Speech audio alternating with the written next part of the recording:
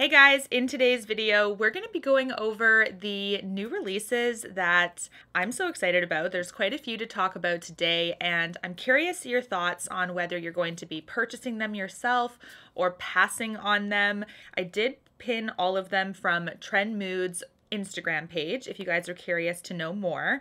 But the first one is, of course, a new Pat McGrath palette. This is the Moonlit Seduction palette. This is Mothership X, which is 10? 10. Okay, good. There's no release date for it yet. It's just coming soon, but there are 10 brand new shades in here. And sort of looking at the palette, we do have two pinks in this sort of screen grab of it. There's probably a little bit of a pink in some of the sparkle there with some of the Blitz Astral shades on the end, but there's only two mattes that are pink. That one could be a satin. It's hard to tell from these pictures without knowing exactly. The first shade is called Skin Tense Glow, which is a soft beige shimmer. So the first one's a shimmer. Then we have the brown taupe matte, so directly beneath that. We have Rose Sienna Matte, so that is a matte, the first pink. Then we have Bronze Devotion, which is a gleaming golden bronze, so just underneath that pink. Then we have Platinum Dusk, which is a metallic. We have Plum Cabernet, which is a matte. Okay. Interesting they call it Plum Cabernet. It sort of looks more on the pinky side, but there is, of course, that plum kind of aspect in that color, just based on this picture. We have VR Sextasy, which is a duochrome. It's a vermilion with a blue shift. We have Blitz Venus, which is a rose quartz, so we do have some rose there. Astral Gold Lust is a golden champagne, and Lilac Aura is a platinum lilac. So this does have elements of, in my opinion, Divine Rose 2, a little bit of Divine Rose 1 in some of the inspiration from this one. And I do see a teeny bit of Bronze Seduction, kind of in those sparkly golds and a little bit of those brownie mattes. So interesting with this one, it looks overall cool toned, but she puts a lot of heavy filters on her promo pictures, so it's really hard to tell exactly without having like actual real swatches. This is going to be one I will be picking up, so not to worry. I'm really excited to see if the quality is consistent, if it's made in Italy. Hopefully we have that same quality that's maintained. I know that Pat has some shadow formulations now that are quite shimmer heavy and almost like Fallout Central. Like I really like quite a bit of shimmer that she puts out, but nothing to the point where it's flaking all over the place. So I'm curious how this one's gonna go. I really am. I do like the outer packaging where it's got that gorgeous golden goddess kind of vibe. To me, this looks very wearable as well. It doesn't look super out there or super bold, but there's quite a bit of shimmer in this palette as well. So for those of my matte gals, you're not going to get too much mattes in here. It just looks like there's 1, 2, 3 mattes out of 10. Let me know your guys' thoughts on this one. I'm definitely going to be picking it up and reviewing it. It is something that I'm going to be purchasing. Now keep in mind, guys, if the price point is really high, which they are, they're definitely pricey, keep in mind that you can wait for the reviews to come in. If it is a palette that you are after, I can almost guarantee you that it's going to be marked down at some point on her website, maybe up to 30–40%, because she does tend to mark down her palettes. So unless there's something like this is going to be limited edition, but it doesn't seem like it will be. So I'm curious about this one. Let me know your thoughts. We do have a new palette from Too Faced coming out. This is called Better Than Chocolate. So they've meshed what sounds like Better Than Sex and the chocolate collections like together, and this palette is actually kind of fun looking. It's definitely brown based, which makes sense. We're talking about a chocolate theme. Plus there's pops of color like a blue, we have a purple, we have a kind of forest green in there. So out of everything in this collection, because there's also lippies, there's also bronzers, I'm thinking of the palette in particular as probably like the main focal point of this collection, and then everything else around it. There's a Better Than Sex liquid liner, there's a mascara as well, and that looks like it's just in like the fancy packaging for this collection. I don't think it's brand new mascara. I'm curious your thoughts. Are you kind of over Too Faced? Is Too Faced kind of like, meh, I'm not sure. I will absolutely review it for you guys if you are interested, but I do like that this one is a tin packaged palette. Not that it's a guarantee that it's going to be good quality, but that's an indicator for me that it is their better quality. When they put them in the packaging of the tin, I feel like it's a lot of a sure bet that it's the best quality formulation that they can offer. So let me know this one, if this is on your radar at all. Launching on the 12th on their website and at retailers. So I'm wondering if Sephora will get this, but it seems like it's more of like a fall palette with some of those deep chocolates in this one. Okay, we do have a new Danessa Myricks palette. This is called the Lightwork Volume 3. Gonna be totally honest, I have Lightwork 2, is it? Or maybe Volume 1, but I do have a palette like this, and I wasn't really a big fan of it, to be honest. It just seemed to sort of not be my style, maybe. It's not that it's bad quality, but there's just like interesting finishes in this one, like some more sheer finishes.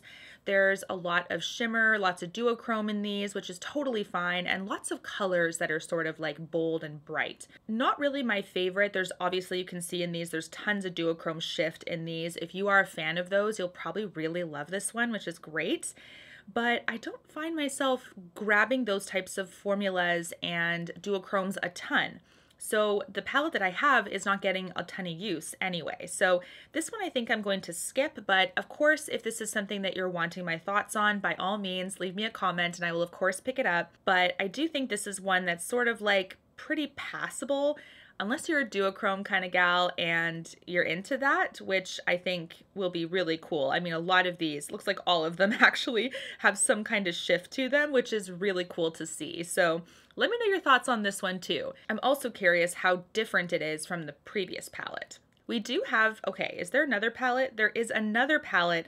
This is actually a collection with Mikayla, really big TikTok beauty creator, and she actually collabed with Glamlite again for a second palette. This is called Paht 2. Oh, it's because of her accent.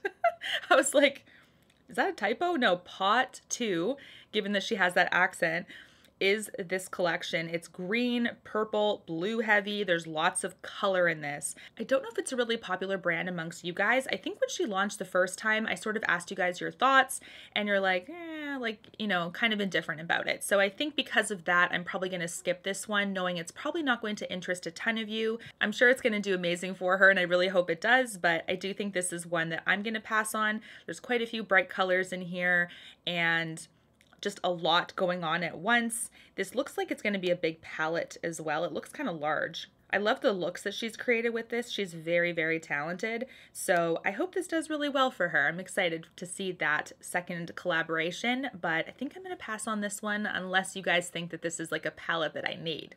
Olaplex came out with a brand new shampoo and I'm already testing it out. So this is one that I've already picked up. It is at Sephora right now. It's called the 4C Clarifying Shampoo. This is their bond maintenance line, so it does have their bonding ingredient still in it. So far so good. I did feel like it really cleaned my hair. You do have to wait the 5 minutes with it because it says you're supposed to shampoo and then sort of let it sit for 5 minutes. The first time I shampooed my hair, I didn't wait. And I don't think it really did much. I mean, it cleaned my hair, but I didn't notice anything clarifying, if that makes sense. Then when I left it for the 5 minutes and I actually read the instructions, it definitely seemed to give it a lot more of that really deep clean or that deep cleanse. This isn't one that I already can tell I'm not going to be using this on the daily basis. It's just very deep cleansing and I don't think your scalp always needs that. But so far so good with this one. So I'll definitely report back when I'm done reviewing it. But I thought the color was going to be like blue, like that outer packaging. It's not. It's clear. So that's okay. Especially because the purple shampoo has a purple outer exterior and it's purple colored, which makes sense. But this is not blue. So it's definitely clear. And so far so good, but final review will be coming soon. We have some Kevyn Aucoin palettes. When I saw this post, I was like, wow, this brand is still around. For some reason, I forgot about it, honestly. So that's just my bad. This is the Contour Eyeshadow Palettes. It's the Visionary collection from Kevyn Aucoin. We don't have a really good picture of these. There's just 4 of them right now. Some have deeper colors, more lighter colors, but it really is kind of like earthy tones. There are 4 of them. Each of them have 6 shades in them. Travel friendly, can be applied wet or dry. They're very pigmented, buildable, and blendable, and they can be swapped between palettes. I do see this being a really nice collection for someone that just wants those really beautiful everyday colors, but it's been a while since I've tried anything from Kevyn Aucoin. I feel like in my very first year or two of YouTube, I may have tried like the contour powder or something, but that's it. There's very little stuff that I remember even trying from the brand, and that's why I was like, whoa, there's a new launch from him. I'm sure that there's more that Trend Mood maybe hasn't reported on, but that really surprised me. I'm like, oh yeah, this line. So these are going to be $36 each. Let me know your thoughts on these as well. We do have a brand new Lineage sleeping mask in a brand new scent. This is Mango. Can I just say that this kind of hit for me a little bit, like hit home, because I remember Mel saying Lineage would like hit differently if they ever came out with Mango. So the fact that she said that, I was like, they came out with Mango. Like, anyways, love that. I feel like I might just pick it up just for the nostalgic connection to my friend, but I do have so many of these. I really don't need it per se because I have one I'm using. I have a backup already. Do I need? No, definitely not need. But because of the scent of it and like the connection there where I was like, oh my gosh, she said that. Like she wanted a mango. We actually really bonded over I think it was the green apple that they had. It's limited edition. And she's like what would be so cool is mango. And I'm like, like, Mel, oh, it's like she like had some influence from heaven, you know? This I might just get because of that reason. But the Laneige lip sleeping masks are some of my favorite masks. They're very hydrating, they're very creamy, and I tend to wear them before I go to bed because otherwise I find them a little bit on the thicker side for like a daily use. You can absolutely do that if you want that extra hydration, but I like to just kind of slather it on very liberally before I go to bed, and then my lips look really nice in the morning. So let me know your thoughts on the new mango scent. I thought that was kind of cool. We also have a new lip shade from the Fenty Beauty Cream Gloss Bomb line. I have a couple of these in my collection, but I do find that I'm using more of the Fenty glosses over the cream glosses for some reason. So this one I think I'm going to skip on. This is called Peach Pout. It does look beautiful. Very pigmented as well, and the gloss creams really are. If you're a fan of this formulation, you might really love this color. It just looks really beautiful. It's like a pale wearable peach, I feel like, across the skin tones in this picture. It looks really, really lovely. So I do think it's a lovely one if you're into that kind of glossy, creamy, very pigmented formula from Fenty Beauty. This one's a bit of an easy skip for me, given that I'm a bigger fan of the gloss bombs, but this one does have vitamin A in it to nourish lips. It's a light peach vanilla scent as well, and it's about medium to full coverage when it comes to the color itself and the pigment. So these are beautiful pictures though. I'm like tempted, but I'm like, Jena, be smart. Be smart. You don't really wear these. So this is a pass for myself, but it does look beautiful. Now Charlotte Tilbury has come out with another lipstick in her kissing line. This is the Island of Dreams. Island Dream, there we go. So this one is classified as a sun-kissed coral. It does tend to have a little bit of that brownie or maybe like terracotta like undertone. It's not quite a coral I would typically see from her. Typically corals from Charlotte are brighter. They have much more of a pink forward. This one is really like tawny, kind of like a brown coral. So it does have a really unique element. Somehow Charlotte Tilbury seems to loop me in with her lipsticks. I have so many. I feel like she could sell me Air and I would somehow feel like her Air is better. It just seems like she's very good at her job. And this is definitely like sucking me in. The kissing formulation compared to the Matte Revolution is actually like a satin creamy formulation. So this isn't the Matte Revolution line.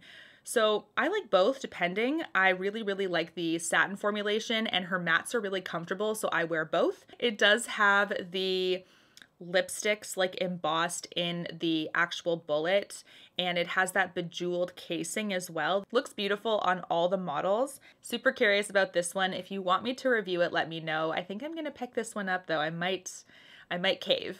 I thought I was done this purchase or pass, but apparently not. Trend Mood just posted this like just now as I was wrapping up my video. So along with the Island Dream lipstick from Charlotte Tilbury, which I already talked about, there is going to be a new face palette. Okay, guys, we have one very, very faint picture of it, but I'm going to show you guys what I can show you, which is, oh my goodness, it looks like a highlight, two blushes, and maybe like a shimmery blush slash highlight. It does look like a face palette though. You can see me crank my head like, there's also concealers coming. I do see some concealers in another picture. So we do have some very, very sneak peeks of some new stuff. I'm going to be getting this stuff for sure. I have a lot of luck with her face palettes. The concealer I'm kind of curious about because there's one concealing product from Charlotte Tilbury I tried that I actually didn't like. I think it was that dual-ended one. Oh, that one was just not good. So I really hope this is like a better concealing product from her because that other one was just not great for me. All new Charlotte stuff. I was kind of like, oh, the lipstick, and now I'm like, okay, stay strong. We're gonna for sure get the face palette and the concealers.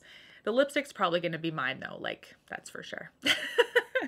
Thank you so much for watching. I'm really excited to pick some of these up and let you guys know my thoughts. Until my next one, guys, take care and stay safe. Bye, guys.